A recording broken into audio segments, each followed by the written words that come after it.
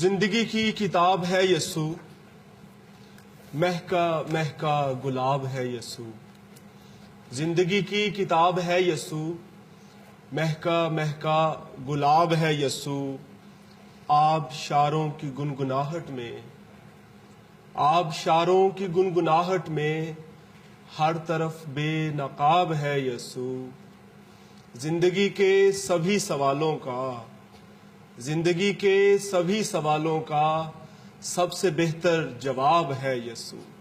नाजरीन, आपके अपने पसंदीदा प्रोग्राम सवाल आपका में आपको खुशामदीद कहते हैं और मेरे साथ इस वक्त मौजूद हैं जनाब ज़ियाउल मसीह। जनाब ज़ियाउल मसीह, हम आपको प्रोग्राम सवाल आपका में वेलकम कहते हैं जी। और हम आज जो है वो जहां से हमने गुज़श्ता हफ्ता छोड़ा था, जैसे नाजरीन के साथ मिलकर हम मत्ती की इंजील की अपोलोजेटिक सर्वे पे बात कर रहे हैं और हमने पहले चैप्टर पे जो है वो गुफ्तगू का इख्तिताम किया था।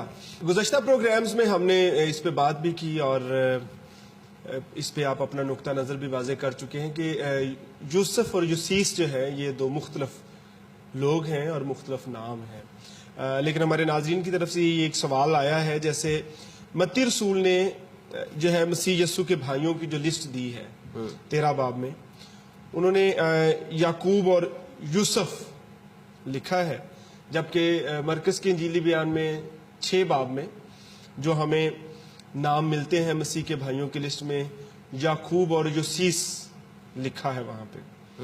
तो सवाल ये है कि क्या ये यूसुफ और यूसीस एक ही शख्स है?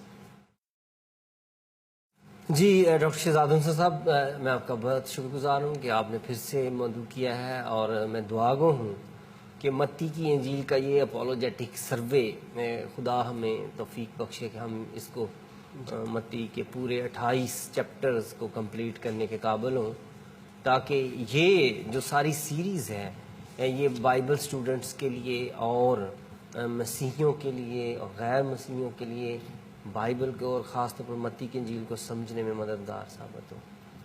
तो बात हमारी चल रही थी, मैंने आपको बताया था कि ये बताया कि हमने पहले ये देखा कि मुकद्दसा मरियम और मुकद्दस यूसुफ बतौर मियाँ बीवी इकट्ठे रहे, और फिर हमने ये भी देखा कि वो इकट्ठे रहे और उनके बच्चे भी पैदा हुए, बायोलॉजिकल उनके जो सन थे और डॉटर्स थीं वो हमने देखी। और फिर हमने ये भी देखा कि आपने अभी बताया कि मत्ती की जो लिस्ट है जी बिल्कुल, उसमें जब वो भाइयों के नाम लिखते हैं तो वो लिखते हैं याकूब और यूसुफ जी।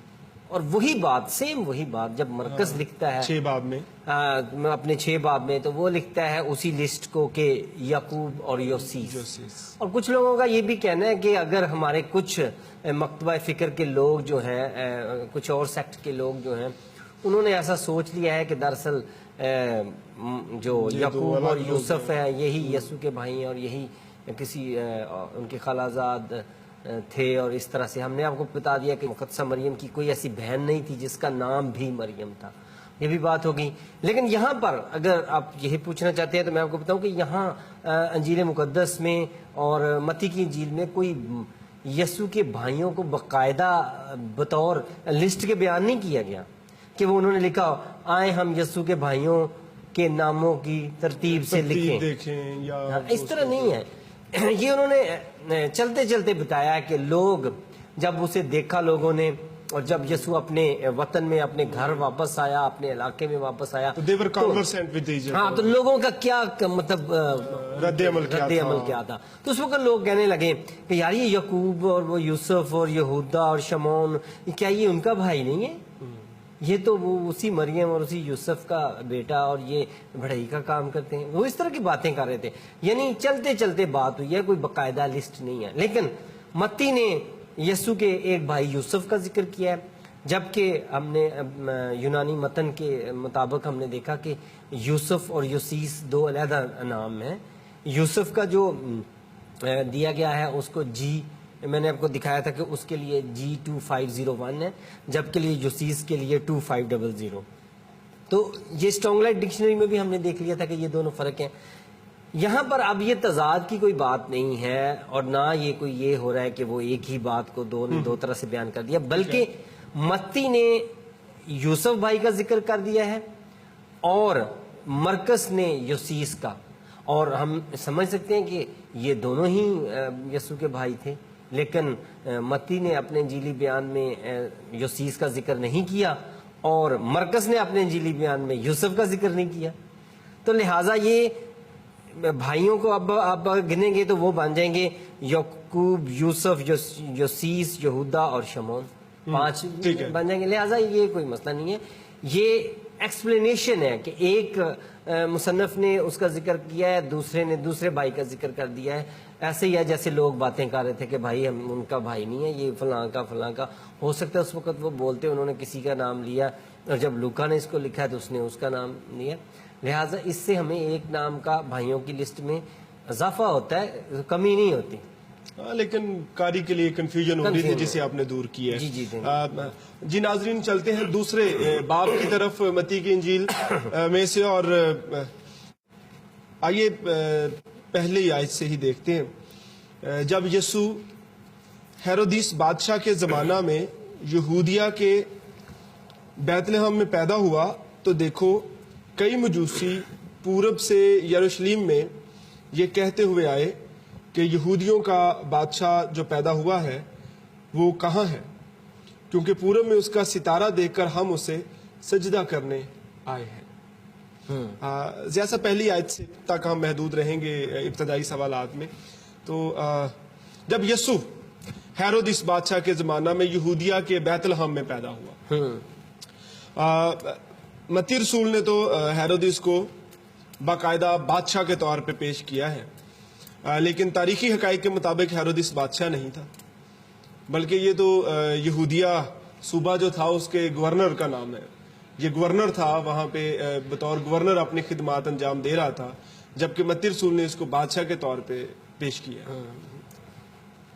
जी, आपका सवाल पहुंचा है मुझ तक, ठीक है। आपने कहा कि क्या हेरोदिस हकीकत में बादशाह था, क्योंकि जो उस वक्त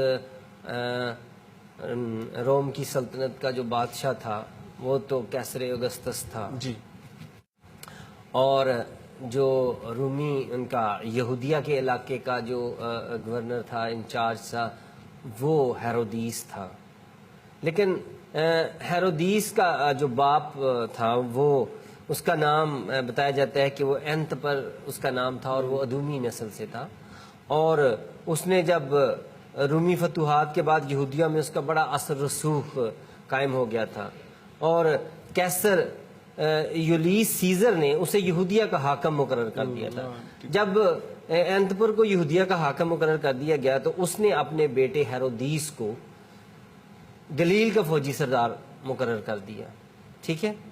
और फिर हेरोदिस ने बड़े जोश के साथ इस इलाके में तमाम जो लूट मार चल रही थी उसको ख़त्म किया और काफ़ी अपना अमन किया और इसमें काफ़ी मेहनत की। तो उस वक्त बताया जाता है कि ये 40 से 37 कबल मसीह में इसको रूमी सेनेट ने और औगस्तस की सलाह के मुताबिक हेरोदिस को बादशाह, यहूदी बादशाह का टाइटल दिया था, लक़ब दिया था, क्योंकि ये बिल्कुल एक कठपुतली गवर्नर की तरह था कि जो कैसर औगस्तस थी, रूमी हुकूमत थी, वो चाहती थी कि यहूदियों पर कोई ऐसा बंदा लाया जाए जो उन्हें ये बताया जाए कि ये तुम में से ही है, ठीक है, ये तुम में से ही है और तुम्हारा ही बादशाह है।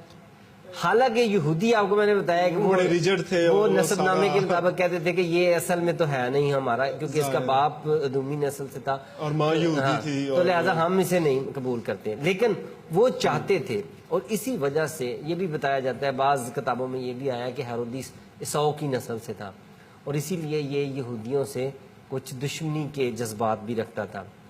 लेकिन अब वो इसको एक कठपुतली गवर्नर बनाकर यहूदियों के पास लाए थे और इसको टाइटल भी उन्होंने दिलवा दिया कि देखें जी ये यहूदियों का बादशाह है। और फिर इसने आकर अपने लक़ब को पूरा करने के लिए इन्होंने बड़ी तामीरात करवाई हेरोदिस बादशाह ने। उन्होंने हैकल भी बनवाई, हैकल की तामीर 9 करवाई, और उसके बारे में जो तारीखदान है वो बताते हैं, कामूसल किताब को अगर आप पढ़ लें तो इसमें काफ़ी तफसील लिखी है कि इसने हैकल की तामीर करवाई اور ہیکل کی تعمیر پہ بہت سے روپیہ خرچ کیا. مقصد تو یہودیوں کا دل جیتنا تھا نا کسی طرح سے. اور پھر جب اس طرح کے کام بھی کرتا تھا تو پھر رومی حکومت جو تھی وہ لوگوں کو یہ باور کرانے کی کوشش کرتی تھی کہ یہ آپ لوگوں کا ہی بادشاہ ہے, یہ ہم نہیں ہے, آپ لوگوں میں سے ہی ہے, اور اس سے کام اپنی مرضی کے لیتے تھے. آپ کو پتا ہے آج کل اس کو کہتے ہیں کٹ پتلی بادشاہ یا کٹ پتلی اور پرپس کے پوائنٹ آف ویو سے. لہٰذا یہ اس کا ٹائٹل تھا.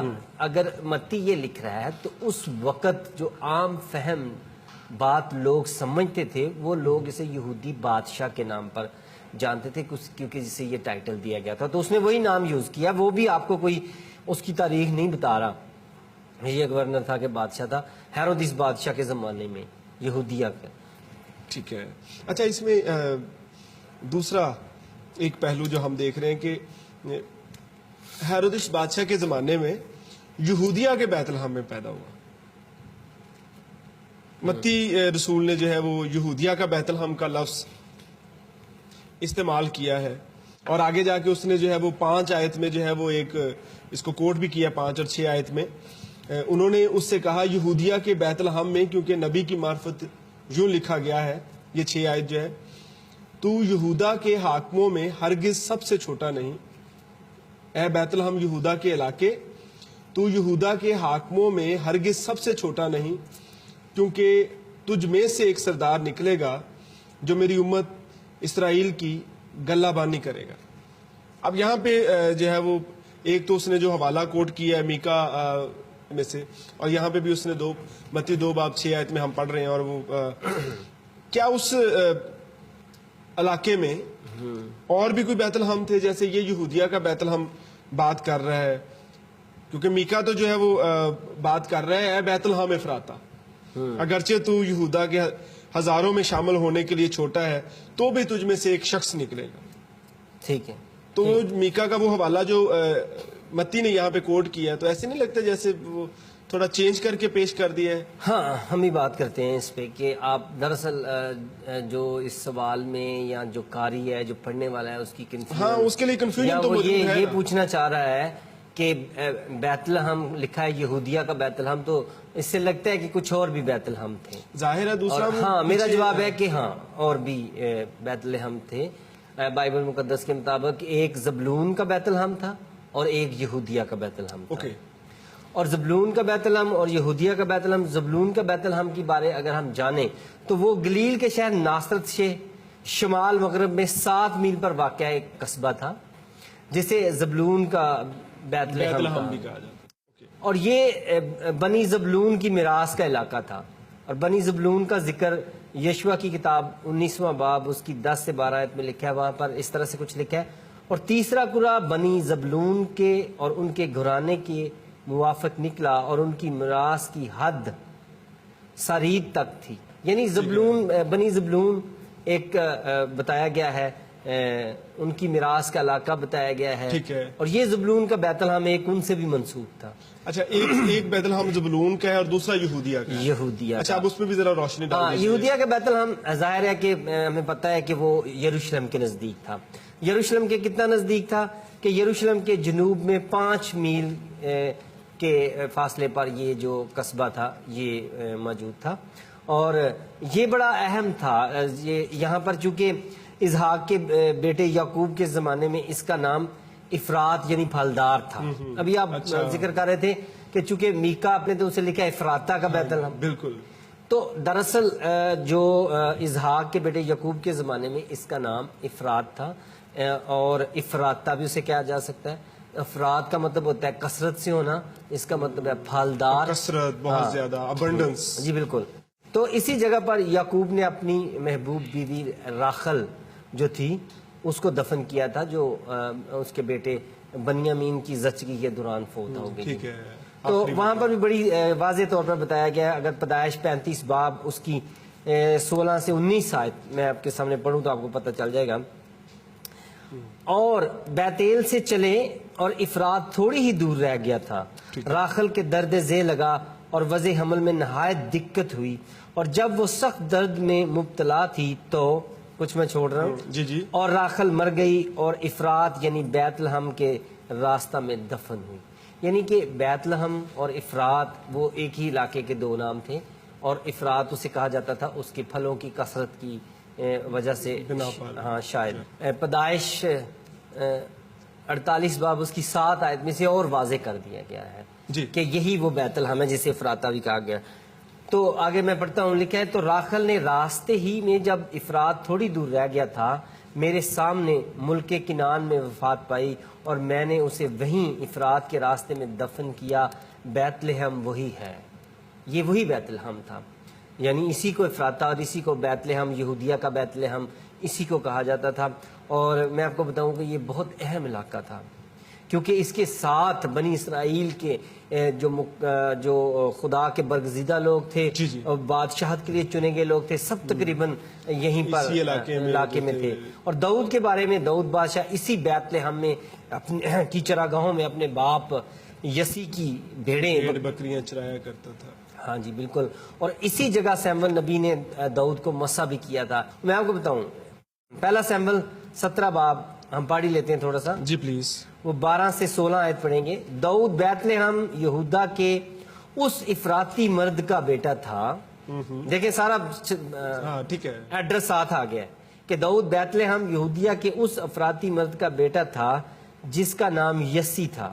آگے کچھ چھوڑتے ہیں آیت کو، اور آگے جا کے لکھا ہے اور داؤد بیت لحم میں اپنے باپ کی بھیڑ بکریاں چرانے کو ساؤل کے پاس آیا جایا کرتا تھا۔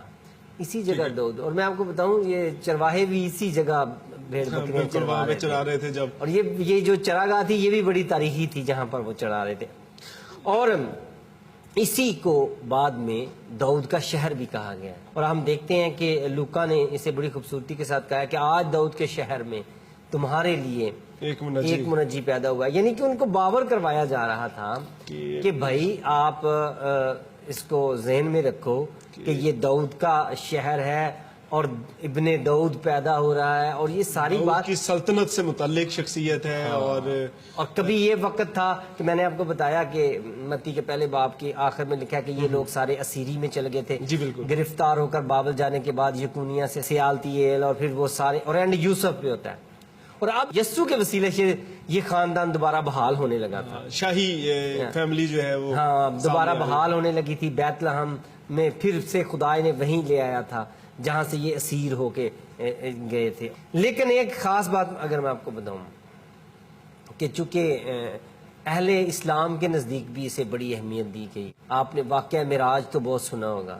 جی بالکل، واقعہ معراج کو جب ہم اہل اسلام سناتے ہیں تو بہت کم اس بات کا ذکر کرتے ہیں جس کا میں ابھی کرنے جا رہا ہوں، کہ جب بھی ہم دیکھتے ہیں کہ اس کی یہ جو روایت ہے وہ نسائی نے بھی بیان کی، تبرانی میں بھی ہے، تفسیر ابن کثیر صفحہ نمبر 196 اور جلد نمبر 3 سورہ بنی اسرائیل کی تشریح و تفسیر کرتے ہوئے وہاں پر مرقوم ہے تفسیر ابن کثیر میں، تفسیر ابن کثیر صفحہ نمبر 196 جلد نمبر 3 میں، ٹھیک ہے، وہاں پر ایک روایت ہے کہ معراج شریف کو جاتے ہوئے جبرائیل علیہ السلام نے ایک جگہ پیغمبر اسلام کو اتارا، کسی جگہ پر اتارا، جی ایک دو جگہ اور بھی اتارا، لیکن وہ کچھ اور اہمیت کی باتیں تھیں۔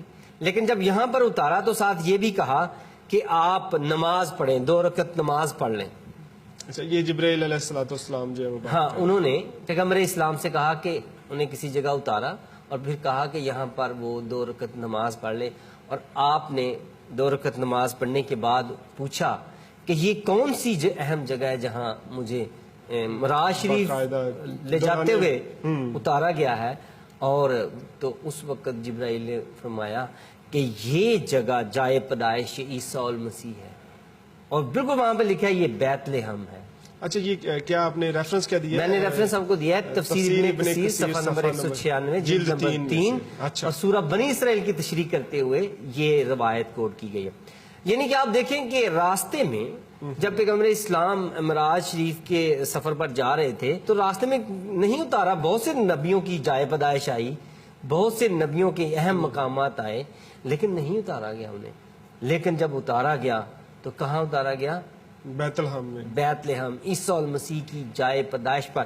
اس سے نہ صرف یہ پتہ چلتا ہے کہ نہ صرف بیت لحم جو ہے وہ مسیحیوں اور یہودیوں کے لیے اہم ہے اور عزت کے قابل جگہ ہے، بلکہ وہ اہل اسلام کے لیے بھی انتہائی قابل احترام جگہ ہے. اور بلکہ اس سے یہ بھی پتہ چلتا ہے کہ عیسیٰ المسیح کی پیدائش کو کس طرح سے اہمیت دی ہے اللہ تعالیٰ نے، کہ ان کی پیدائش کی جگہ پر اتارا ہے. ان کسی اور بھی جگہ پہ اتارا جا سکتا تھا. ناصرت میں انہوں نے ساری عمر گزاری، وہاں پہ اتارا جا سکتا تھا، لیکن اس کا مطلب ہے کہ ان کی پیدائش کو بھی اہمیت دی گئی ہے کہ جب وہ پیدا ہوئے تو وہ بھی اہم دن تھا. اور اس وقت نماز پڑھی، اور آپ کو یاد ہو کہ ہماری ایک دفعہ اس موضوع پہ جب کسی کے ساتھ باقاعدہ سے ڈبیٹ چل رہی تھی کرسمس کے موضوع پہ، تو ہم نے اپنے دوستوں کو دعوت دی تھی کہ نہ صرف یہ ہے کہ آپ کو کرسمس منانا چاہیے، بلکہ کرسمس کی نماز کا بھی اہتمام کرنا چاہیے، کیونکہ یہ بھی سنت نبوی میں ہے. بالکل، اس پہ تو ایک ان کیمرہ ڈبیٹ سیشن میں آپ اس پہ بات کر چکے ہیں. سنا ہے کہ دوسری صدی میں جو کانسٹنٹین بادشاہ تھا، اس نے وہاں پر اس جگہ پر جس کو بتایا گیا کہ یہ یسوع مسیح کی جائے پیدائش ہے، اس پر اس کی اور اس کی والدہ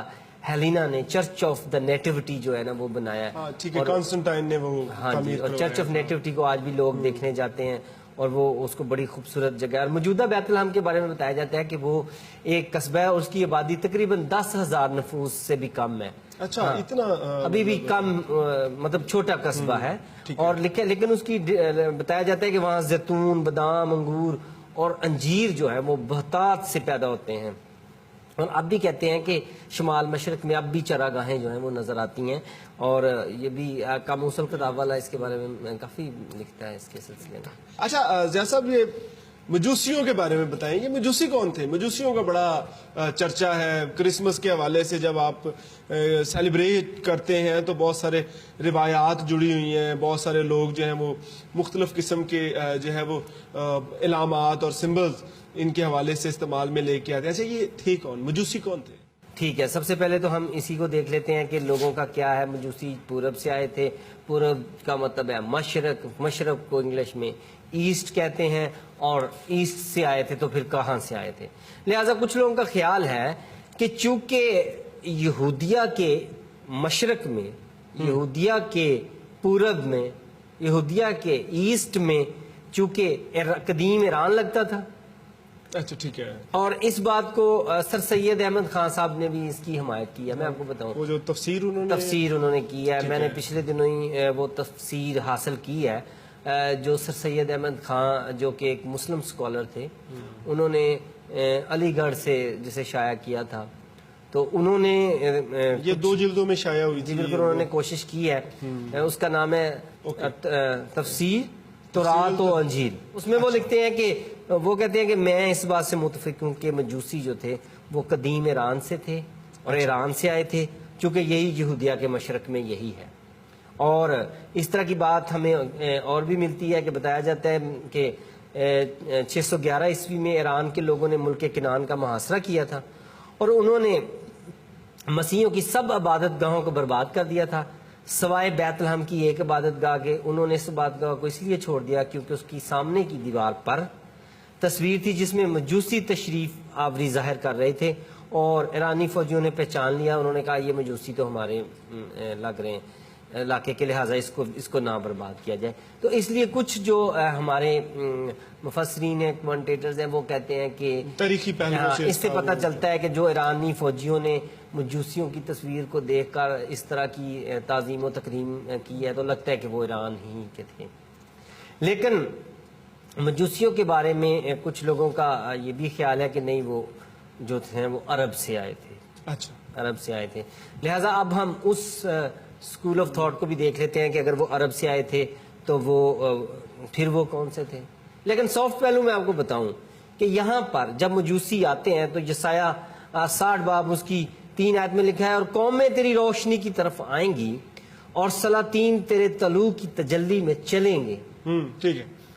یعنی کہ یسوع کی پیدائش سے ہی غیر اقوام کے لیے دعوت عام کر دی گئی تھی، اور خدا نے اس بات کو باور کروانا شروع کر دیا تھا کہ یہودیوں نے یہ جو طبقاتی جو کشمکش کا ایک سچویشن پیدا کی ہوئی ہے کہ یہ ہمارا خدا ہے کسی اور کا نہیں، ہم غیر اقوام کو نہیں آنے دیں گے، اور غیر اقوام کے احاطے کو انہوں نے بزنس کے لیے کرائے پر چڑھا دیا ہوا تھا. ہماری پچھلے پروگراموں میں بھی بات اس پہ کافی تفصیلاً بات. تو دیکھیں مجوسیوں سے بھی یہ بات اسی باب دوسرے ہی باب میں ہمیں پتہ چل رہی ہے کہ خدا نے غیر قوموں کو بھی ویلکم کہا. قومیں تیری طرف آئیں. دوسرے لفظوں میں آپ کہہ رہے ہیں کہ اس پیش گوئی سے غیر اقوام کے لیے خدا نے اپنی محبت کا جو ہے وہ دروازہ کھولا اور ان پہ باور کیا کہ اور انہیں بھی کسی طور خدا نے ان تک بھی اس بات کو پہنچایا کہ وہ پہنچیں اور وہ آ رہے ہیں. اب دیکھیں وہاں پہ لکھا ہے متی کی انجیل میں، متی 2 باب اس کی ہے کہ دیکھو کئی مجوسی پورب سے یروشلم میں یہ کہتے ہوئے آئے. اب میں نے آپ کو بتایا کہ پورب سے مطلب ہے مشرق، ایسٹ، اور مشرق کے بارے میں اگر ہمیں بائبل میں بغور مطالعہ کریں تو کوئی بات ملتی ہے تو وہ یہ ملتی ہے پیدائش 25 باب 5 سے 6 آیت میں کہ ابراہیم نے اپنی حرموں اور ان کی اولاد کو، خصوصاً اپنی تیسری بیوی کتورہ اور اس کی اولاد کو بہت کچھ دے کر اپنے بیٹے اسحاق سے دور کرنے کی غرض سے مشرق کے ملک میں بھیج دیا اور اپنا سب کچھ اسحاق کو دیا. یہ لکھا ہے پیدائش 25 باب اس کی 5 سے 6 آیت میں. یعنی کہ ہمیں پتہ چلتا ہے کہ کیا ہوا کہ یہاں پر ہمیں کیا ابراہیم نے اسحاق کو اہمیت دینے کے لیے کہ وہ چونکہ گدی نشین تھا، وہ جو تھا وہ چنا ہوا تھا اور اس کو اس کی اولاد میں نبوت اور پیغمبری اور کتاب آنے والی تھی، لہٰذا خدا نے اسے چن لیا اور باقیوں کو اپنی جائیداد میں سے حصہ دے کر اپنے بچوں کو فارغ کر دیا. تو اس میں جو کتورہ کی اولاد تھی اس کے بارے میں لکھا ہے کہ اسے مشرق میں بھیج دیا تھا، اسے مشرق میں بھیج دیا تھا. اب اس سے کچھ کمنٹیٹرز بات کو مشرق کی طرف لے کے جاتے ہیں، عرب والی سائڈ کہ لگتا ہے کہ یہ لوگ جو یہودیوں کی تعلیمات میں، ان کے ستاروں میں اور ان کے اتار چڑھاؤ میں دلچسپی لے رہے ہیں، یہ کوئی ایسے ہی لوگ ہو سکتے ہیں جن کا پہلے بھی کوئی ان سے رابطہ تھا. تو لہٰذا وہ اس طرف کو بات لے کے چلتے ہیں اور اس کے لیے کافی دلائل وہ دیتے ہیں. تو اس میں جیسے کہ ہم دیکھتے ہیں کہ یسایہ 45 باب 14 سے 15 آیت میں ہم دیکھتے ہیں کہ لکھا ہے سبا کے قدور لوگ تیرے پاس آئیں گے، وہ تیری پیروی کریں گے اور تیرے حضور سجدہ کریں گے اور کہیں گے یقیناً خدا تجھ میں ہے، آئے اسرائیل کے خدا، آئے نجات دینے والے، یقیناً تو پوشیدہ خدا ہے. تو لہٰذا مشرق میں ہم دیکھ رہے ہیں کہ ابراہیم کی بیوی کتورہ سے پھر یکسان پیدا ہوتا ہے اور یکسان کا جو بڑا بیٹا تھا اس کا نام تھا سبا. اور سبا جو ہے وہ عرب کے جنوبی علاقے کا نام جو ہے اس خطے کو سبا کہتے ہیں، سبا کہتے ہیں. اور یہ جو سبا ہے یہ موجودہ یمن ہے.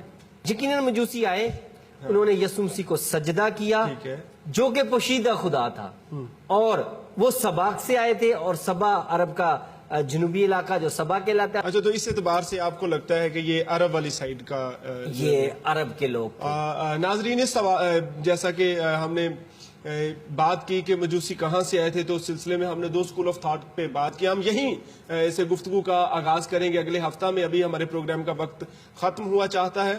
اپنے سوال ہمیں لکھ بھیجئے اور بات کیجئے، ہم سے فیڈ بیک دیجئے اور ہر وہ سوال بھیج دیجئے جو آپ کے نزدیک سوال ہے، کیونکہ کچھ سوال زندگی بدلتے ہیں. آپ کے اپنے پروگرام سوال آپ کا میں پھر سے ملاقات ہوگی. تب تک کے لیے اجازت.